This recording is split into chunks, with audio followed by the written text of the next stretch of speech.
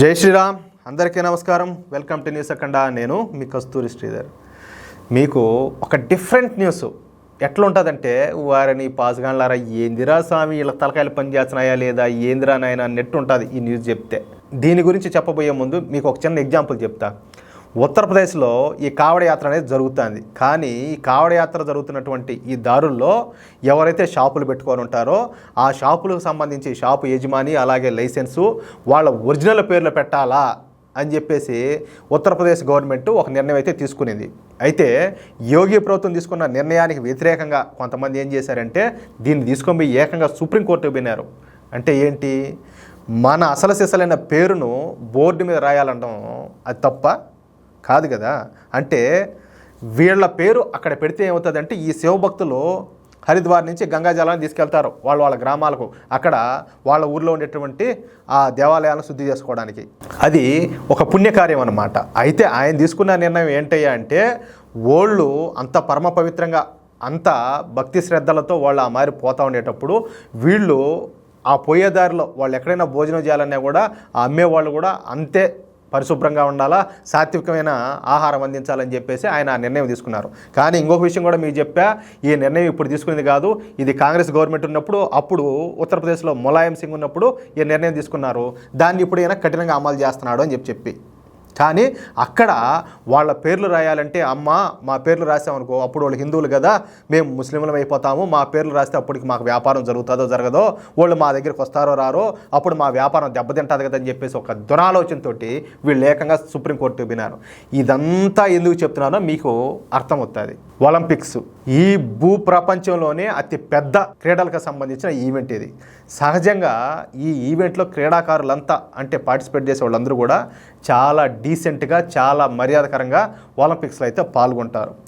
ఏ చిన్న తప్పు చేసినా కూడా తమ దేశానికి చెడ్డ పేరు వస్తుందని చెప్పేసి, అలాగే తమ ఐడెంటిటీ దెబ్బతింటుందని చెప్పేసి క్రీడాకారులంతా దాదాపుగా అంత క్రమశిక్షణతో ఉంటారు.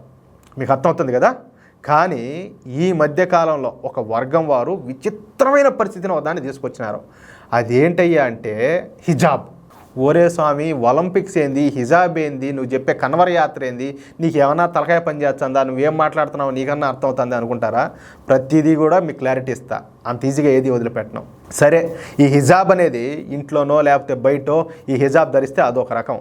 కానీ ఒలింపిక్స్ లాంటి అతి పెద్ద క్రీడా ఈవెంట్ జరిగేటప్పుడు కూడా ఈ హిజాబ్ ధరిస్తే ఎలా ఉంటుంది?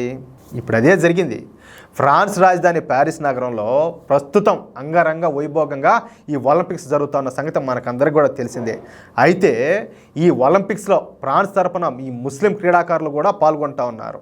అయితే ఈ ముస్లిం మహిళా క్రీడాకారులు ఒక షరతు అయితే పెట్టినారు, ఒక కండిషను. అది ఏంటయ్యా అంటే, తాము ఒలింపిక్స్లో పాల్గొనాలన్నా లేకపోతే మేము పథకాలు తీసుకురావాలన్నా కూడా ఈ దేశానికి తమకు హిజాబ్ ధరించే అవకాశం ఇవ్వాలని చెప్పేసి డిమాండ్ చేశారు. అర్థమవుతుంది మీకా? అంతేకాకుండా తమకు హిజాబ్ వేసుకునే అనుమతిని ఇవ్వకపోతే మేము అసలు ఒలింపిక్స్లోనే మేము పాల్గొనము, మేము పార్టిసిపేట్ చేయమని చెప్పేసి చెప్పేసినారు. అది విషయం. అయితే మీకు ఇప్పుడు అర్థమవుతుందా నేను ఈ కావడ యాత్ర నుంచి ఎందుకు చెప్పినాను అంటే, బోర్డు మీద మీ ఒరిజినల్ నేమ్ రాయమంటే, మీ ఒరిజినల్ పేరు అసలైన పేరు రాయాలంటే వీళ్లకు లేని అభ్యంతరాలు వచ్చినాయి. కానీ ఏకంగా ఒలింపిక్స్లో పార్టిసిపేట్ చేయడానికి కూడా మేము హిజాబ్తో అయితేనే మేము పాల్గొంటాము అన్నారు. కానీ ఇక్కడ ఓకే, నేను ఒప్పుకుంటా, నేను కాదనట్లా, మీ మత సాంప్రదాయాలను మీరు పాటించాలనుకుంటున్నారు. అదే సాంప్రదాయాన్ని, అదే స్వరూపాన్ని, అదే నిజాన్ని నిర్భయంగా మీ పేర్లు ఇక్కడ రాసుకోవడానికి ఏమైంది అంటే కుట్ర. అంటే ఏ సందర్భంలో ఎలా ఉండాలా, ఎలా చేయాలా అంటే ఎక్కడెక్కడ వీళ్ళ స్వభావం బయట పెట్టాలో అక్కడక్కడ బయట పెడతా ఉన్నారు. అంటే వ్యాపారం చేసే దగ్గర మాత్రం చేయరు. ఎందుకు? వీళ్ళందరినీ కూడా నమ్మించి అందరినీ మోసం చేసి వాళ్ళ వ్యాపారం బాగా జరగాల, డబ్బులు బాగా సంపాదించాలా. తద్వారా ఏంటంటే ఈ దేశంలో ఉన్నటువంటి మెజారిటీ ప్రజలను ఏదో విధంగా దెబ్బకొట్టాలా. కానీ కొన్ని సందర్భాల్లో మాత్రం మా మత సాంప్రదాయాలు మీరు ఖచ్చితంగా పాటిస్తూ ఉంటారు. దయచేసి మత సాంప్రదాయాలు ఖచ్చితంగా పాటించండి, కాదనట్లా. దాన్ని అన్ని చోట్ల పాటిస్తే ఇంకా బాగుంటుంది కదా. కానీ అలా జరగదే, ఒక్కో చోట ఒక్కో విధంగా. ఎందుకు? దీంతో ఒక్కసారిగా ఫ్రాన్స్ అధికారులకు మతిపోయినంత పని అయిపోయిందంట. ఒక పక్క తమ దేశంలో ఈ ప్రతిష్టాత్మకంగా ఒలింపిక్స్ జరుగుతూ ఉంటే తమ దేశ క్రీడాకారులు ఒక హిజాబ్ వేసుకొని ఈ ఒలింపిక్స్లో పాల్గొంటే తమ పరువు పోతుందని చెప్పేసి ఈ ఫ్రాన్స్ అధికారులు భావించినారు. ఇదే విషయాన్ని ఫ్రాన్స్ ప్రభుత్వానికి కూడా తెలియజేసినారంట. దీంతో తీవ్ర ఆగ్రహానికి లోనేటువంటి ఫ్రాన్స్ ప్రభుత్వం ఒలింపిక్స్లో హిజాబ్ను ఎట్టి పరిస్థితుల్లో కూడా ధరించడానికి వీల్లేదని చెప్పేసి స్పష్టమైన ఆదేశాలు అయితే జారీ చేసింది. మీకు ఇంకొక మాట చెప్తా, అసలు ఈ ఫ్రాన్స్లో అంతా ఉండేది ఇంగ్లీష్ వాళ్ళు కదా, మరి ఈ హిజాబ్ ఏంది వీళ్ళ గోలేంది అనుకుంటారా? ఫ్రాన్స్లో కూడా వీళ్ళ సంఖ్య విపరీతంగా పెరిగిపోతుంది. ఫ్రాన్స్ కూడా చెప్పాలంటే చాలా ప్రమాదంలో ఉండాలి. దాంట్లో భాగమే ఇది కూడా. అయితే ఫ్రాన్స్ ప్రభుత్వం ఒకటి చెప్పిందనమాట, మీరు ఒలింపిక్స్లో పాల్గొంటే పాల్గొనండి, లేదా వెళ్ళిపోండి, అంతేగాని ఒలింపిక్స్లో మాత్రం హిజాబ్ ధరించడానికి వీల్లేదని చెప్పేసి స్పష్టంగా తెలియజేశారు.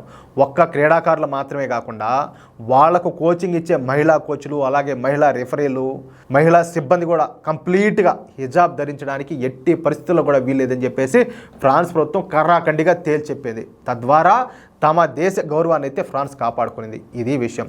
అంటే ఒకవేళ ఈ న్యూస్ను కూడా చాలామంది వ్యతిరేకించవచ్చు, కానీ ఏదైనా ఉన్నట్లు మాట్లాడితే ఎవరికైనా బాధే, ఎవరికైనా కోపమే.